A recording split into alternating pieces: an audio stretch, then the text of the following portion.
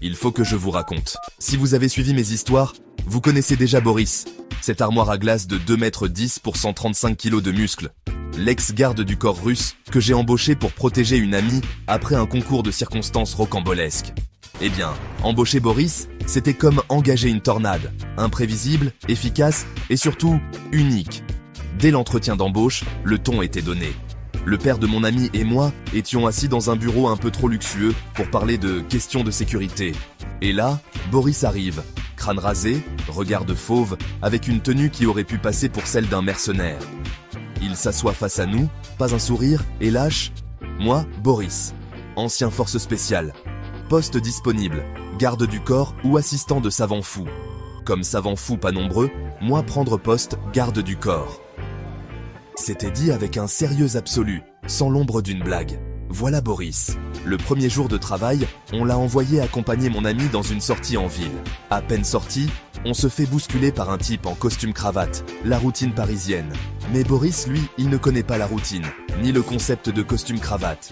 Il plaque le gaz au mur, le soulève d'une seule main, le type devait peser 70 kg tout mouillé, et me demande sérieusement, dans un accent russe à couper au couteau, « Lui méchant ?»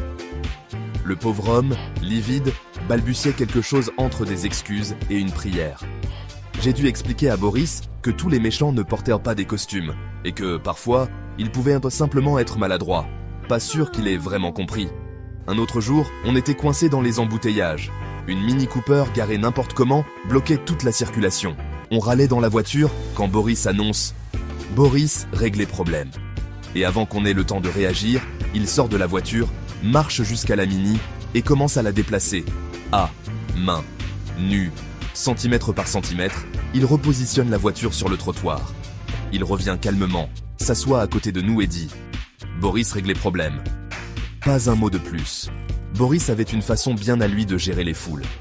Un soir, on se retrouve dans une ruelle entourée d'une bande de jeunes un peu trop excités. Nous, on commence à transpirer en silence, mais pas Boris. Lui, il écarte la porte de la voiture, sort tranquillement et commence à disperser les gars. Littéralement. Il volait. Je ne sais pas ce qu'il leur faisait, mais en 30 secondes, il n'y avait plus personne. Quand on lui demande après pourquoi il avait été aussi expéditif, il répond « imperturbable ».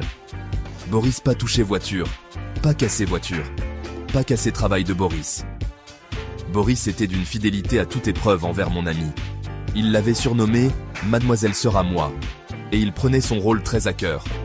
Une fois, elle a oublié d'envoyer un mail important, ce qui a déclenché une panique générale. En quelques minutes, une dizaine de gros bras armés débarquent dans le bureau pour s'assurer qu'elle allait bien. Imaginez la gêne. Quand on lui a demandé pourquoi une telle réaction, Boris a simplement répondu « Mademoiselle fille, unique comme Boris.